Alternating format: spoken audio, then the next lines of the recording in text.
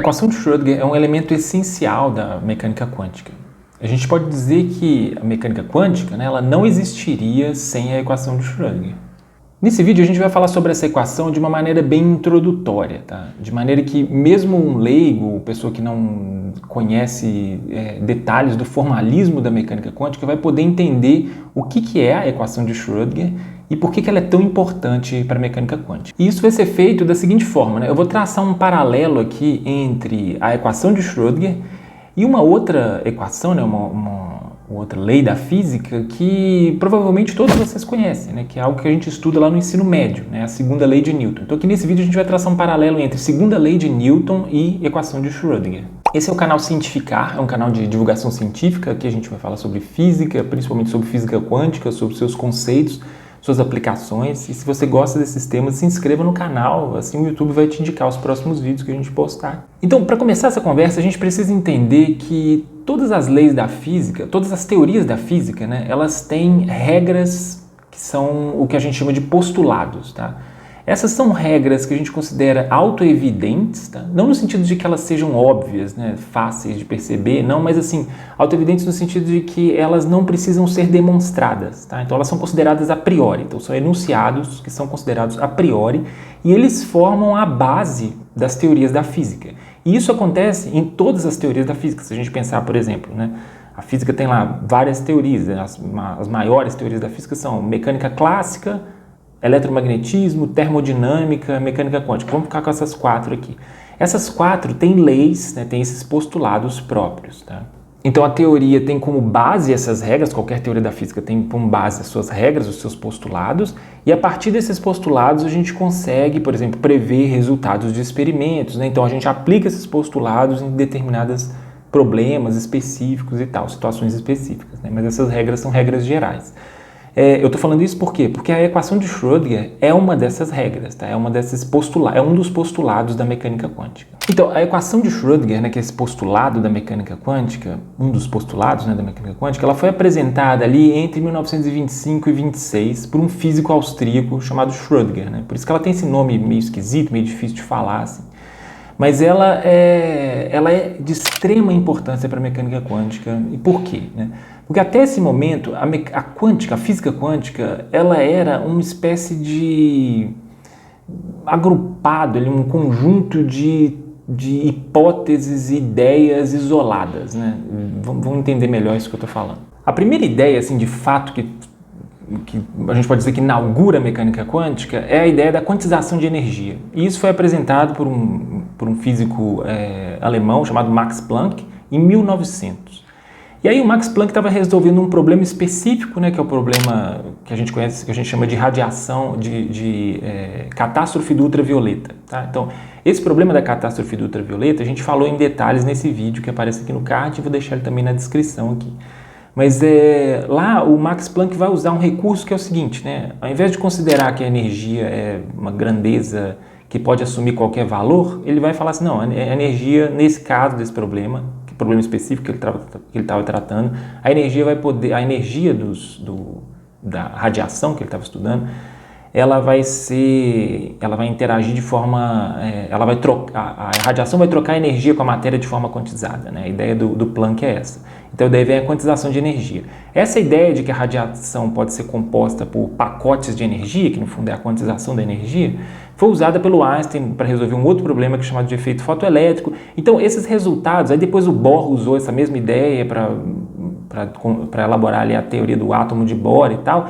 Então são ideias isoladas, espalhadas, que resolvem esses problemas específicos, tá? Você não tinha uma teoria formada ali, organizada, para tratar desses fenômenos, que são os fenômenos que envolvem esses objetos muito pequenos, como átomos e tal, fótons e tudo. Então, essa teoria ela não existia, E ela começa a existir mesmo de maneira formal a partir da década de 20. E a introdução de uma equação, que é a equação de Schrödinger, a gente pode chamar de a equação da mecânica quântica, ela é essencial para a elaboração do formalismo da mecânica quântica. Agora, por que essa equação é tão importante? Então, como eu falei na introdução desse vídeo, né, eu vou traçar um paralelo aqui entre a equação de Schrödinger e a segunda lei de Newton para a gente entender a importância, a relevância desse postulado da mecânica quântica. Tá? Então vamos pensar primeiro na segunda lei de Newton lá. Né? Como eu falei, né, a mecânica é uma das teorias da física, a mecânica clássica, né, a mecânica newtoniana, ela é uma das teorias da física e ela tem as suas regras, né, os seus postulados lá. O que são os postulados da mecânica newtoniana? Né? São as leis de Newton, tá? A primeira, segunda e terceira lei de Newton. Esses são os postulados. É a partir daquilo ali que o Newton vai construir todos os resultados que ele obteve, ele vai deduzir a partir dessas regras que ele considera como autoevidentes, ou seja, as leis de Newton não são demonstradas, tá? Não existe demonstração das leis de Newton, elas são assumidas como verdadeiras, né, como válidas, e aí a partir dali a gente desenvolve, a gente resolve problemas e sei lá, faz previsões de resultados, né, de determinados fenômenos e tudo. Então, você tem a primeira, segunda e terceira lei de Newton. Vamos lembrar aqui da segunda lei de Newton. Então, a segunda lei de Newton, como a gente estuda no ensino médio, ela tem a forma que é essa, né, de F igual a ma, tá? Só que aqui fica escondido ali no A, que é a aceleração, então é força igual a massa vezes a aceleração, né? Mas quando a gente representa dessa maneira, fica escondido ali na aceleração o fato de que essa equação é um pouquinho mais complicada do que isso, né? Ela é uma equação, na verdade, que a gente chama de equação diferencial, tá? Eu não vou entrar em detalhes matemáticos aqui sobre o que é equação diferencial, nem nada disso, mas eu só queria ressaltar um ponto que é o seguinte: essas equações do tipo equações diferenciais, elas são muito importantes na física porque elas nos permitem fazer algo que é calcular, né, fazer o tratamento de evolução de estados. Tá? Então, uma equação como essa, como a equação de segunda lei de Newton, ela é uma equação que a gente chama de equação de evolução temporal. Vamos entender isso melhor. Então, a segunda lei de Newton, ela nos permite fazer o seguinte, né? Se você conhece todas as forças que atuam num objeto e você conhece a posição do objeto e a velocidade do objeto em algum instante de tempo, a segunda lei te permite calcular a trajetória desse objeto, ou seja, ela te permite calcular quais são as posições futuras, todas as posições futuras e todas as velocidades em qualquer instante de tempo futuro. Tá? Então, se você consegue prever exatamente qual vai ser o estado futuro do objeto. Porque estado na mecânica clássica, né, a gente pode chamar... O que a gente chama de estado na física clássica? Estado é um par, né, de posição e um negócio que a gente chama de momento linear. Momento linear é a quantidade de movimento, né, que é a massa vezes a aceleração. Então, na mecânica clássica, o que interessa para a gente é saber a posição e o momento linear, ou massa vezes a aceleração dos objetos. Então, se eu conheço todas as forças que atuam no objeto e eu conheço a posição dele em um determinado instante de tempo e conheço esse momento linear, né, que no fundo é a velocidade vezes a massa, então com essas informações, usando a segunda lei de Newton, eu consigo calcular a posição e o momento linear de qualquer instante futuro, ou seja, eu consigo saber a trajetória do objeto. Isso é evolução temporal, é isso que eu estou querendo dizer como evolução temporal. Eu tenho o meu estado inicial e eu consigo, a partir da segunda lei de Newton, calcular o estado do objeto em qualquer outro instante de tempo. Nota que isso é extremamente importante porque essa é uma das tarefas principais da física. Né? No fundo, o que a gente quer com uma teoria física é saber o que vai acontecer, fazer previsões. Então, se você sabe a situação atual e você tem uma equação exata que te fala exatamente o que vai acontecer no futuro, então isso é por isso que essas coisas são extremamente famosas. Essas pessoas tipo Newton, né, até hoje a gente estuda os resultados, né, que foram elaborados por pessoas como o Newton, por exemplo. Né? Então o tamanho desse resultado é algo absurdo, assim, é muito, muito importante. Tá? Então quando você consegue uma equação de evolução temporal para um determinado sistema ou para um determinado conjunto de fenômenos, isso é algo extraordinário, né? Então, isso foi o que o Newton fez na mecânica clássica. Então, usando essa lógica, a gente consegue calcular, por exemplo, a trajetória de planetas, a gente consegue lançar um satélite daqui da Terra e saber para onde que ele vai, a órbita dele certinho, onde é que ele vai cair, né? Lançar um foguete que acopla com outro, com a nave, com a estação espacial, várias coisas também aqui na Terra, né? Toda a engenharia meio que todas as engenharias vão usar de alguma maneira resultados da mecânica clássica e tal. Então isso tudo está estruturado nessas leis de Newton, e você tem essa segunda lei, que é o que te dá a evolução temporal, né, dos sistemas da mecânica, que é algo importantíssimo. E o que isso tem a ver com a equação de Schrödinger, né? Bom, a equação de Schrödinger, ela é a equação de evolução temporal da mecânica quântica. Então a gente pode dizer o seguinte, né, assim, de forma mais resumida, a gente pode dizer que a equação de Schrödinger, ela tem o papel semelhante ao papel ela tem um papel, né, na mecânica quântica que é semelhante a esse da segunda lei de Newton na física clássica, tá? Ela resolve as coisas parecidas com o que a segunda lei de Newton resolve na mecânica clássica. Então, como é que a equação de Schrödinger vai funcionar? Assim, eu não vou dar detalhes aqui matemáticos do negócio, mas qual que é a ideia por trás da equação, né? Ou qual que é o resultado que ela nos permite calcular através dela, né? A gente consegue, através da equação de Schrödinger, pegar um estado inicial. Então, vamos supor que você tem lá um elétron, e aí você conhece o estado inicial desse elétron. Eu vou, na sequência aqui, eu vou falar melhor sobre o que é esse estado, mas por enquanto vamos ficar com isso. Então, é uma situação ali do elétron, tá? Então a gente conhece a situação do elétron em determinado instante de tempo. Então, se eu conheço o estado inicial do elétron, o estado do elétron em algum instante de tempo, e conheço as interações que ele está sofrendo, né, quais são os objetos que estão interagindo com ele, eu consigo, através da equação de Schrödinger, calcular qual vai ser o estado do elétron em qualquer instante de tempo futuro. Notem que isso tem uma semelhança muito forte aqui com o que eu acabei de falar da segunda lei de Newton, né? Se na segunda lei de Newton você consegue conhecer, né, se você conhece a posição e velocidade inicial e as forças que atuam no objeto, você conhece o estado futuro, na mecânica quântica a coisa funciona de forma parecida. Se você conhecer o estado inicial e quem está interagindo com aquele objeto, as interações, o tipo de interação que o objeto está sofrendo, você também vai conhecer o estado futuro do objeto, tá? Então, as duas são equações de evolução temporal, uma é da mecânica clássica e a outra é a equação de evolução temporal da mecânica quântica, tá? Então, a equação de Schrödinger é isso que ela faz. Mas é claro que existem diferenças entre essas duas abordagens, né? Entre o formalismo da mecânica quântica e o formalismo da mecânica clássica, e a forma e a maneira também da gente interpretar esses dois formalismos matemáticos, né? Ela é bem diferente, tá? Então vamos falar um pouco sobre isso também, né?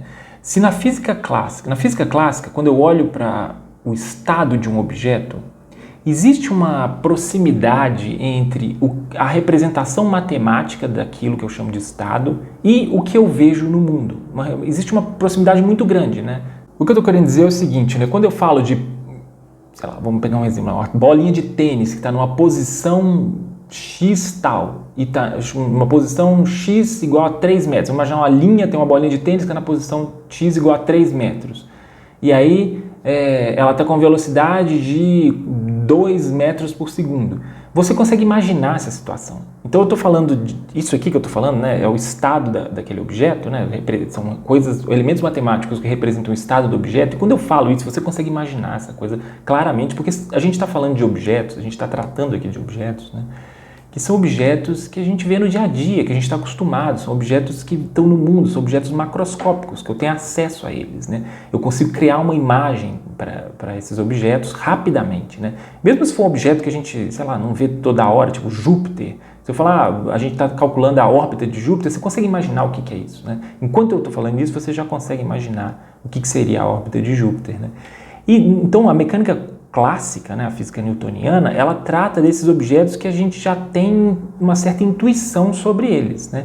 A mecânica quântica é um negócio completamente diferente disso. No caso da mecânica quântica, fica muito difícil a gente criar uma associação entre o formalismo matemático e aquilo que a gente tem intuição, ou imagens que a gente consegue criar, tá?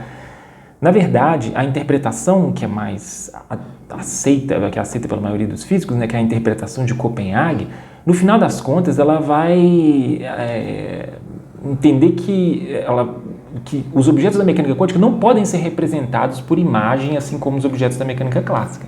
Isso porque, segundo essa interpretação, os objetos da mecânica quântica eles têm que ser pensados sempre num contexto experimental, ou seja, a gente não consegue atribuir propriedades aos objetos de maneira isolada. Então não dá para eu desenhar um átomo aqui e falar, olha só, esse é o átomo e ele anda por aqui, esse é o caminho dele e tal.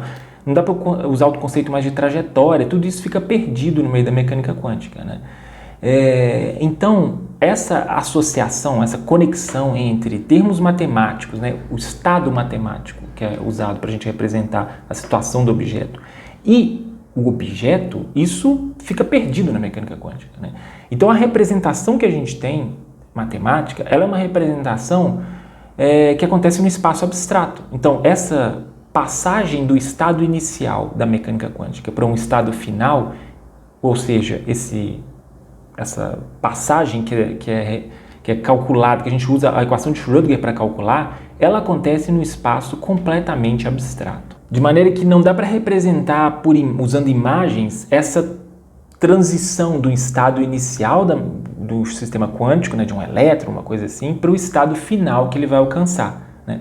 A equação de Schrödinger vai fazer essa passagem de forma precisa, exata, até determinista, tá? A equação de Schrödinger é uma equação determinista. Então, sabendo o estado inicial, você vai saber exatamente o que é o estado final. Só que estado aqui, ele é algo meio diferente do que a gente considera na física clássica, no sentido de que o estado da física clássica tem uma conexão direta com os objetos que a gente observa, né, com imagens que a gente consegue criar. E no caso da física quântica, isso não é verdade. Esses objetos, essa transição, essa evolução temporal, esse processo acontece. A gente representa ele num espaço matemático completamente abstrato. E aí você vai perguntar, bom, mas e o elétron, né, de verdade? O que está acontecendo com ele e tal? A interpretação de Copenhague, né, que é essa principal interpretação da física quântica, ela vai tratar essa questão como uma questão que não pode, a gente não pode usar a imagem para representar essa evolução. Então, assim, ao contrário da física clássica, no caso da mecânica quântica, essa transição, ela realmente não vai... Esses objetos, eles não têm propriedades bem definidas, portanto, não dá para falar de como que essas propriedades vão evoluir se a gente nem pode falar de propriedades do elétron sozinho, né? Então, a gente vai falar de uma evolução que acontece no espaço abstrato, e aí a conexão entre... Então, eu saio de um estado inicial e eu chego no estado final lá de um determinado... O elétron está submetido... O elétron está numa determinada região e nessa região existe um campo elétrico específico que a gente conhece, a gente sabe qual que é a energia que ele vai submeter, que ele vai interagir com o elétron, né, qual que é a energia desse campo. E a gente vai usar esses termos, né, isso que a gente conhece, para escrever a equação de Schrödinger.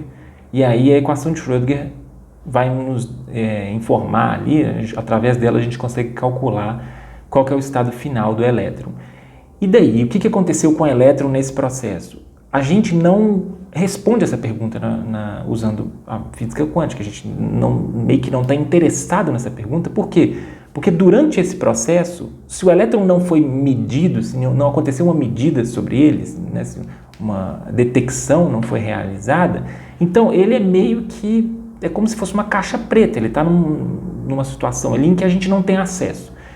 O que a mecânica quântica tem que fazer? A mecânica quântica tem que fazer o seguinte: se eu quiser acessar alguma informação do elétron, por exemplo, se eu quiser saber qual que é a probabilidade de encontrar o elétron numa determinada posição, e aí eu vou colocar um detector naquela posição, e eu quero prever, usando a mecânica quântica, né, a equação de Schrödinger, no final das contas, qual que é a probabilidade de encontrar um elétron ali, qual que é a probabilidade do detector clicar. Aí sim a mecânica quântica tem que... a mecânica quântica tem que responder, tá? Essa pergunta ela tem que responder. E aí como que ela vai responder isso? Através de outras regras que vão pegar esse formalismo abstrato e vão transportar para resultados de experimentos, tá? Então você tem outras leis da mecânica quântica, outros postulados na mecânica quântica que vão fazer isso. Ou seja, como a mecânica quântica é uma teoria que está tratando de objetos que a gente não tem acesso de forma direta, né? O acesso que nós temos ele a esses objetos é sempre de forma indireta, através de um aparato experimental. Você precisa de ter a equação de Schrödinger, que vai te falar como é que o estado vai evoluir no tempo, mas você precisa também de outras regras, outros postulados que vão transpegar essa informação que está ali no estado abstrato e tal, e vão transportar para uma linguagem empírica, né? Algo que o que eu estou querendo dizer é o seguinte: você tem o seu estado final e aí você vai ter uma regra que vai falar o seguinte: faça tal operação matemática no seu estado final que a partir disso você vai obter a probabilidade de encontrar ele numa determinada posição. Essa regra é uma outra regra, tá? Então a equação de Schrödinger vai fazer a evolução temporal nesse espaço abstrato e a gente tem outras regras, outros postulados da mecânica quântica que nos permitem calcular, fazer previsões, que nos permitem, né, retirar a informação desse estado abstrato que foi obtido pela equação de Schrödinger, retirar a informação desse estado abstrato, para fazer previsões de resultados de experimentos. Tá? Então, se eu vou medir o elétron numa determinada posição, eu quero saber qual a probabilidade disso acontecer, de eu realmente medir o elétron ali, eu vou usar a equação de Schrödinger mais essas outras regras para calcular essa probabilidade. Então, nesse vídeo, a gente falou aqui sobre as semelhanças, né, o paralelo que existe entre a equação de Schrödinger e a segunda lei de Newton, né, para que a gente possa entender bem o que é a equação de Schrödinger, qual que é o papel que ela representa na mecânica quântica, né, por que ela é tão importante, sem precisar usar o formalismo da mecânica quântica. Né? Não precisei falar aqui dos termos que estão envolvidos ali na equação de Schrödinger, explicar exatamente qual termo, porque para a gente fazer isso, a gente precisaria de um certo... Primeiro, a gente precisaria de muito tempo para fazer isso, né? Isso você vai ver num curso de física, por exemplo, lá para o 5º período. E aí, as pessoas que estão lá no 5º período de física, elas já viram algumas disciplinas básicas de matemática. Então, a gente precisa também de uma noção mais, um pouquinho mais madura ali de certos elementos matemáticos, tá? Então, você precisa conhecer um pouco de equação diferencial para entender o que é uma equação de Schrödinger. E você precisa também, dependendo ali se você estiver tratando só de equação de Schrödinger mesmo, no espaço de coordenadas, né? Se você está calculando coisas tipo, querendo saber a posição de um elétron, coisas desse tipo, aí basicamente o que você precisa é equação diferencial e um pouco também a noção de números complexos, né? Então, assim, variáveis complexas é importante também. Mas se você estiver tratando de evolução temporal de objetos da mecânica quântica de uma maneira mais geral, tipo, sei lá, estados de spin, energia, outras coisas, aí a gente vai ter que ter uma noção também de álgebra linear, que é bem importante para entender isso de forma completa. Tá? Então, nesse vídeo eu queria passar só uma noção introdutória sobre esse tema da equação de Schrödinger e, através desse paralelo com a segunda lei de Newton, a gente consegue entender qual que é o papel da equação de Schrödinger. E também é importante ressaltar as diferenças entre o formalismo, né, de uma evolução temporal na física clássica e na física quântica.